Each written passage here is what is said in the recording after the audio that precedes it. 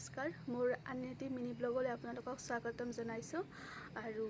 আজি দুপৰীয়াৰ সাজ কিনো খাওঁ আপোনালোকৰ লগত ভাবিলোঁ শ্বেয়াৰ কৰোঁ আৰু এটা নতুন কিবা মই দেখিছিলোঁ ভিডিঅ' সেইটো মাক বনাব কৈছোঁ চাওকচোন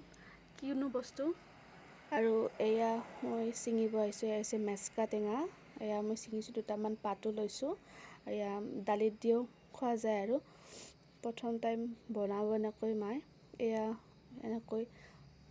যেনেকৈ দেখুৱাইছিল ভিডিঅ'ত আৰু এনেকুৱাকৈ বনাব ট্ৰাই কৰিছে মই কৈ আছোঁ কেনেকুৱা কি ষ্টেপ আছিল তাৰপিছত এইখিনি ধুনীয়াকৈ ধুই লৈছে আৰু তাৰপিছত কেৰাহীত তেল গৰম কৰি লৈছে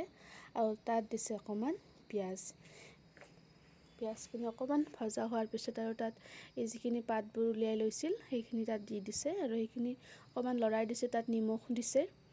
আৰু এনেকৈ অকণমান লৰাই তাৰপিছত ইয়াত যিটো আৰু দিবলগীয়া আছে এটাই আছে বস্তু এটা হৈছে মিঠৈ গুড় মিঠৈ যিটো ইয়াত দিয়া হৈছে আৰু তাৰপিছত ধুনীয়াকৈ লাৰি অকণমান ইয়াত ঢাকি থৈছে আৰু তাৰপিছত এইখিনি হৈয়ে যাব আৰু একদম বিলাহীৰ যিটো টক বুলি কয় দেখাত তেনেকুৱা লাগিছে আৰু এই অকণমানেই হৈ গৈছে শেষত গৈ আৰু এয়া ভাত সাজি লৈছোঁ এয়া ভাত আছে আজি আৰু ভাতৰ লগত আজি আছে অমিতা আৰু আলুৰ তৰকাৰী তাৰ লগত আছে কলডিল ভাজি আলুৰে ভাজি লৈছে আৰু তাত অকণমান আছে আমাৰ গাজৰৰ চালাড আৰু তাৰ লগতে এয়া যি বনাইছিলোঁ চাটনি টাইপ হৈ গৈছে তো এইটো আৰু লগত আছে দাইল আজি একেবাৰে চিম্পল নিৰামিষ ভাত তো আজিলৈ ভিডিঅ'টো এইখিনিয়ে আছিল আশা কৰোঁ আপোনালোকে ভাল পাইছে এটা লাইক কৰিব শ্বেয়াৰ কৰিব